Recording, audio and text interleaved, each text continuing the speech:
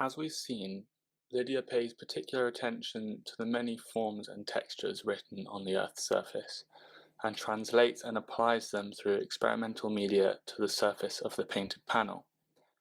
As an environmental anthropologist, I too am interested in the surface as the substrate on which we build our lives and write our stories, and the place from which we view the world around us. We make our landscapes work for us.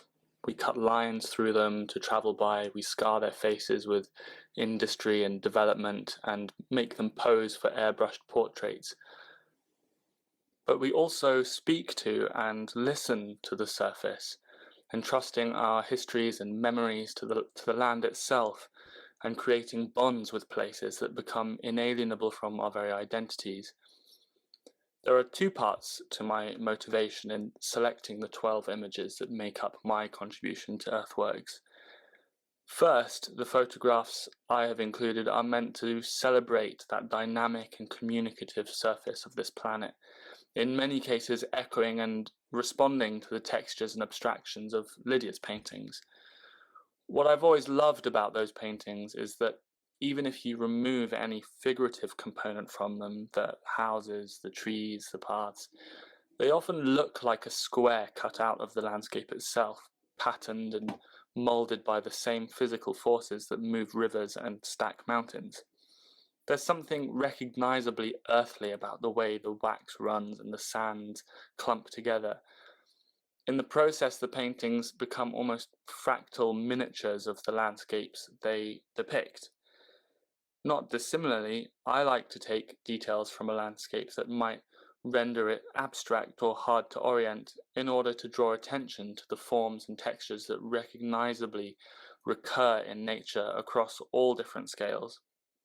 Occasionally, a small detail acts as a reference point for the eye, like the distant communication tower in this photograph, or the flock of nene geese here swamped by the enormity of Mount Haleakala in Hawaii.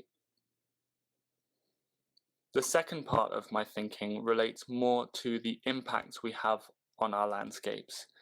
The title of the exhibition, Earthworks, is a technical term used by archaeologists to describe the remnants of past human interventions in the landscapes. Think of barrows or the remains of piled up mottes that once mounted a hill fort. Often, the more ancient these landmarks become, the less they are actually distinguishable from other supposedly natural shapes around them. And I find that ambiguity really fascinating as it breaks down that artificial separation between human-made and natural phenomena.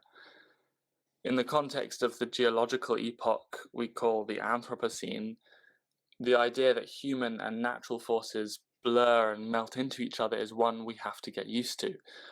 As we come to think more and more about things like climate change, but also other related environmental changes like land use, habitat and biodiversity loss, and different forms of pollution, I wanted to use my photography to explore the cultural and artistic tools that we have for thinking through these changes, what they mean to us, and how we even understand them. Often it's difficult to envision what these changes might look like.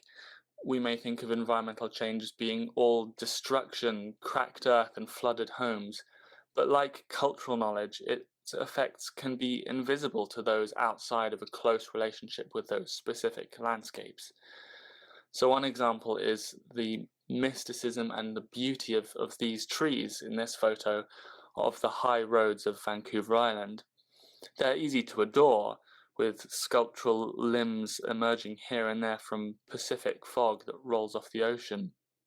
But these are dead cedars and part of a larger threat to coastal forests throughout the Pacific Northwest, be it from destructive pine beetles who have spread rapidly as a result of a warmer climate, forest fires made more possible through more frequent heat waves, as we have seen tragically over the last week, or, as in this case, a form of dieback likely caused by loss of protective snow cover on the ground throughout winter.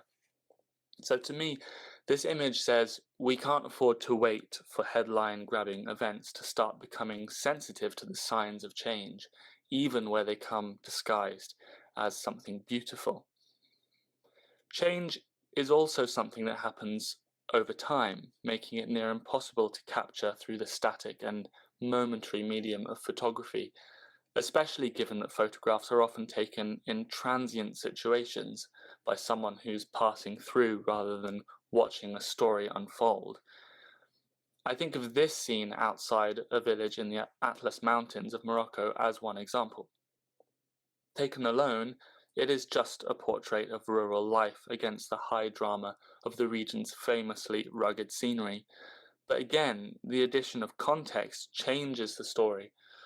Rural Moroccans have a great deal of reliance on natural surface water supply from annual rains and melting winter snow.